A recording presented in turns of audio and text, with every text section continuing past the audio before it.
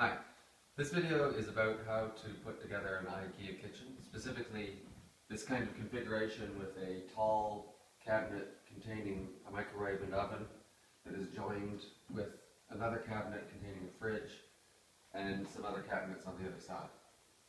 And I'm making this video because the IKEA documentation is good in terms of how to put these things together, for example, but it's not so good in explaining how the whole thing works together as a system and where you start. So when you set up this kind of system, the first thing you need to do is determine where your fridge is going to go. Because this cupboard here has to sit above the fridge. So once you get your fridge in place, you get this in place, this cupboard, and then the height of this tall cupboard is going to depend on the height of this.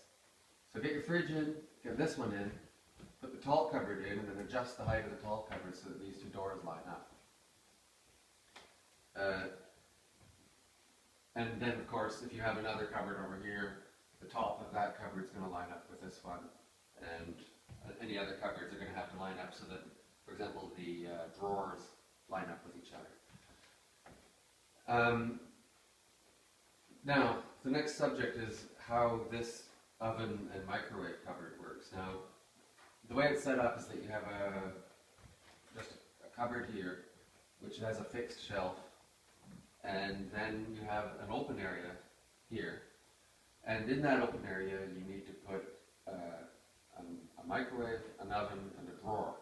Now, I don't know if this is because of the metric system or something, but the space that they provide doesn't work out evenly for any of the things that you put in there. So if you put an oven and a microwave and a drawer, you actually end up with, I think, about 5 inches extra. So what you can do is go around to the IKEA shop and figure out how you want to set it up. So you can put your microwave and your oven up high, and then you can have a 5-inch gap, which you have to fill. And the way you fill that is you actually have to buy a drawer front that you don't use, and you just trash that drawer front and you make your filler strip that goes in like this.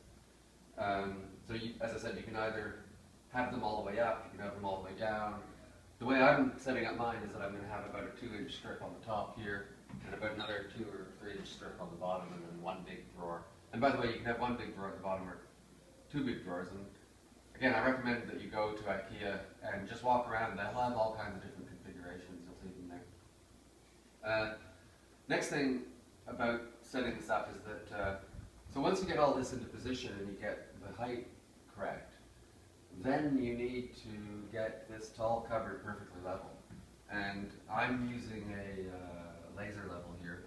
If you can get your hands on one of those, if you can borrow one, I highly recommend it, because this really has to be to within a millimeter precise, because if it's not perfectly level, if it's a bit off, then the drawers aren't going to work properly, your drawers aren't going to come in and out.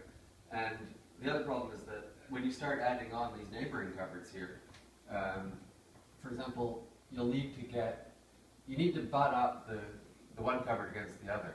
And if this cupboard here is on a bit of a slant, then if you're going to try to join them together, you're going to have to make the cupboard next to it at a bit of a slant as well. And then your cupboard's going to get out of square, it's going to end up looking like a parallelogram, and then your drawers and your doors aren't going to shut right. Okay? So spend some time getting all this right. Next subject is to do with the electricity, and what you need to do there is normally, according to your code, your oven has to be on its own circuit, so you're probably going to get an electrician in. And what we did was we had the electrician in, he brought the 240-volt circuit up, and there's actually space behind the drawer or behind the oven or behind the microwave where you can put the junction box. The microwave, on the other hand, if you're getting an IKEA microwave, it's just a normal plug, and that one, again, it's recommended to have a dedicated circuit for that appliance, and you can have your electrician put a plug right in the back of the microwave box here, and there's room behind the microwave for that to be plugged in. And I think that's all for now, and happy IKEA assembly, people. Goodbye.